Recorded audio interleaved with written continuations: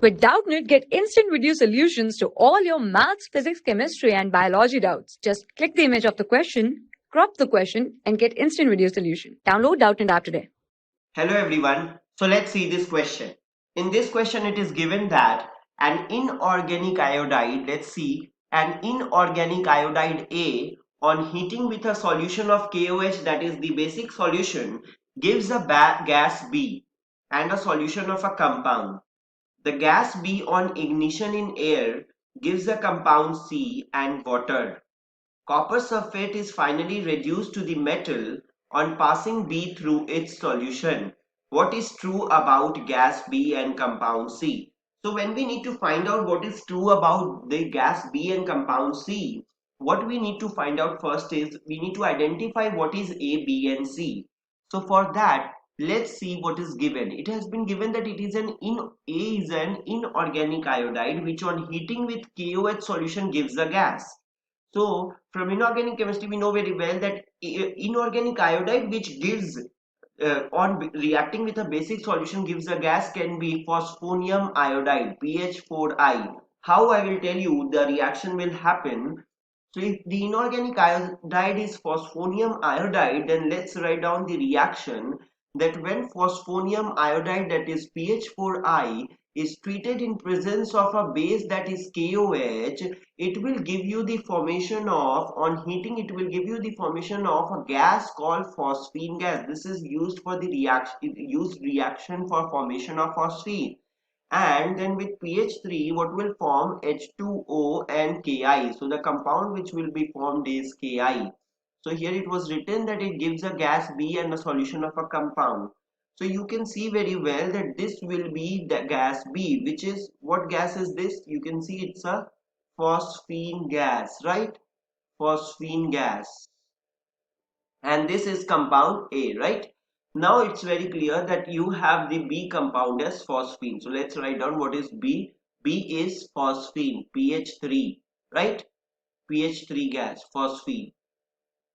Now let's see what is C. So for C, what is given in the question? It is given that the gas B on ignition in air, the gas B we have studied, it is pH 3. When it is ignited in presence of air, it gives you what? What does it give you? So when phosphine is reacted in presence of oxygen, it gives you P2O5, right? So this is the compound P2O5 plus H2O plus 3H2O, right? This is formed. Now the oxygen will be in, that is 4O2, and this will be 2pH 3, right? So this is what the reaction will be when phosphine is ignited in presence of air. So you can see this is B, and when it is ignited in presence of air, you will have the formation of compound C. So what is C? C is P2O5, right? C is P2O5, right? Now let's see what is given further in the question. In the question it is given that when copper sulphate is finally reduced to metal on passing B through its solution. So let's see this equation also. When copper sulphate is treated with pH 3, this reaction actually occurs in two steps. First you have the formation of Cu3P2 plus 3H2SO4, right? So when you have 3H2SO4, you will have 2pH 3 and 3CuSO4.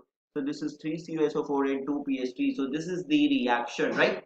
So this is the reaction for the formation of first of all, Cu3P2 is formed, and again what will happen? Cu3P2 will react in presence of 5CuSO4 to give you, in presence of water, that is 8H2O, to give you finally HCU, that is the metal, plus 2H3PO4 plus 5H2SO4 is formed, right? 5H2SO4. So this is the entire equation where CuSO4 has been reduced to Cu, right, in presence of the gas called phosphine. Now further on, what we need to see? We need to see, based on gas B and compound C, which of these statements are correct. The first statement is the oxidation number of central atom of gas B is +4. So what is gas B? We know very well gas B is pH 3. So here the oxidation number of phosphorus we need to calculate, oxidation number of P atom we need to calculate. So how we will calculate it? You know very well, for hydrogen it will be +3, right? So for hydrogen it is plus 3 plus X is equal to 0. So from here you will get the oxidation number of phosphine is minus 3, right? The oxidation number of phosphorus atom in phosphine is minus 3. So it's not plus 4, so it's wrong statement. Then the gas B produces a black precipitate of metallic silver with silver nitrate solution. This is important. Does it give you a black precipitate of metallic silver with silver nitrate solution? So let's write down the equation. When silver nitrate solution is reacted in presence of pH 3, you get the formation of, we get the formation of Ag3P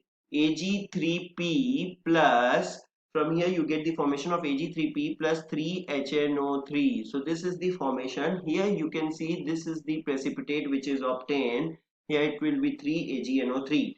So from here you can see you have the precipitate of silver phosphide, right? You have the precipitate of silver phosphide. So from here you can see this is the black PPT which is obtained, in the reaction.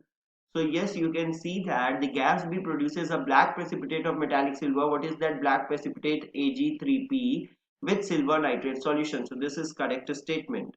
Compound C dissolves in water forming an acid which with the solution hydroxide form 3 series of salts. So let's see what is this given. What is compound C? We all know compound C is P2O5. So when P2O5 is hydrolyzed, there is a highly exothermic reaction because of which P2O5 also acts as a dehydrating agent. So you have the formation of this acid H3PO4, right? Phosphoric acid. So this is the final reaction, right? Here you will take 6H2O. So this is the final balanced reaction of P2O5 in water. Now when this reaction happens, you have the formation of this acid. So you have this phosphoric acid, right? Now this phosphoric acid, if you will find the basicity of this acid is, basicity is 3 of H3PO4, means it has three replaceable hydrogen atoms, right? Three replaceable hydrogen atoms, means it's tribasic in nature. It is tribasic in nature. So when you react this tribasic acid, tribasic in nature, so when you react this tribasic acid in presence of this base, when you react a tribasic acid in presence of base, tribasic acid, when it is reacted, tribasic acid in presence of a base, like it was given KOH in the solution. So what will happen? You will have series of salts. How many? 3 series of salts. How? Because at first series, what will happen? The first replaceable hydrogen ion will be replaced. So let's see all the reactions one by one, right? So the first reaction can be like this. Let me write down the first series, all the 3 series of salt, how it will be formed. So when you have like this, the first reaction can be KH2PO4. This is the first salt which will be formed. Along with this, water will be released, right? It's a balanced equation. Now in the second step, what will happen? That when this KH2PO4, when KH2PO4 reacts with another molecule of KOH, now what will happen? K2HPO4 is formed, and along with it water is released, right? So here you can see very well that the reactions are even balanced. So from here you can see K2H, so here you will take 2, no 2, so it's a balanced equation. Now in the other state, what we are going to see, we are going to write down K2HPO4 with again KOH. What will be the reaction? The reaction will be K3PO4 plus H2O. So finally in this way you can see very well, you have the formation of 3 salt, the first salt, the second salt, and the third salt. So this is how you have this replaceable hydrogen atoms, and these replaceable hydrogen atoms helps in formation of 3 series of salts, right? So finally you will say that yes, 3 series of salts are formed. So the last statement which is given, compound C dissolves in water forming an acid. Yes, the acid is phosphoric acid, which with solution hydroxide form 3 series of salt. Yes, it's true. So finally B is true, C is true. So we can select the last option. B and C both are correct. So let's write down which is the correct option. Option D is correct, right? I hope you have understood. Thank you very much. For class 6 to 12, IIT JEE and NEET level. Trusted by more than 5 crore students. Download Doubtnut app today.